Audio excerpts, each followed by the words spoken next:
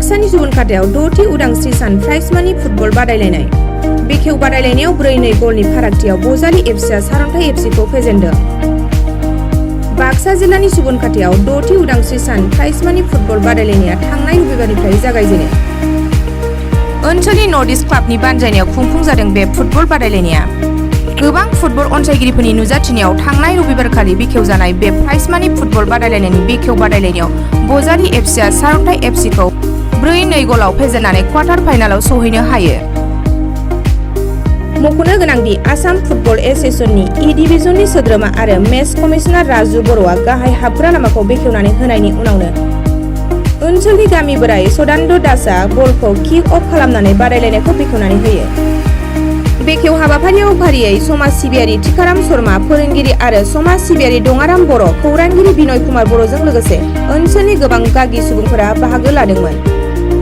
गुबुन फारसेथिं दिनै एनएफ रेलवे आरो टंलानि आर'नाइ एफसिनि गेजेराव मोगा-मोगि बादायलायगोन। আমাৰ যিটো ষষ্ঠ ইণ্ডিপেণ্ডেন্স ডে ফুটবল টুৰ্ণামেণ্ট যিটো আমি প্ৰত্যেক বছৰে পাতি আহোঁ, এইটো এইবেলি আজিৰ পৰা আৰম্ভ হৈছে। 18 তাৰিখ আমাৰ ফাইনেল খেলটো হ'ব। 29 তাৰিখলৈকে আমাৰ এই খেলটো অনুষ্ঠিত হৈ থাকিব। আমাৰ 12টা টিম আমি লৈছোঁ। 12টা টিম আমি লৈ পিনে এই টুৰ্ণামেণ্টটো আৰম্ভ কৰিছোঁ, য'ত আমাৰ অংশগ্ৰহণ কৰিব গ্ল'বেল গোসাইগাঁও, গোৱালপাৰা এফচি, তাৰ মাছা আছে, তাৰ বাৰমুদা এফচি আছে, আৰ'নাই এফচি আছে, বৰমা ইউনাইটেড, এনেকুৱাকৈ আমাৰ 12টা টিম অংশগ্ৰহণ কৰিব।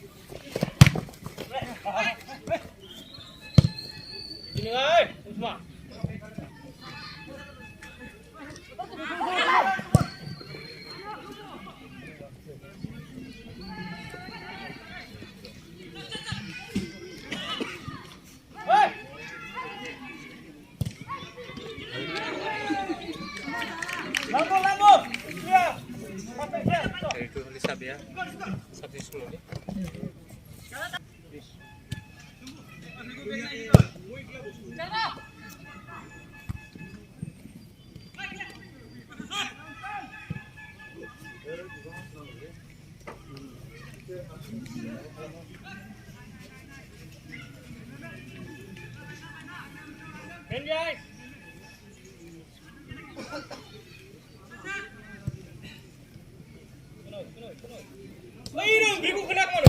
밀고.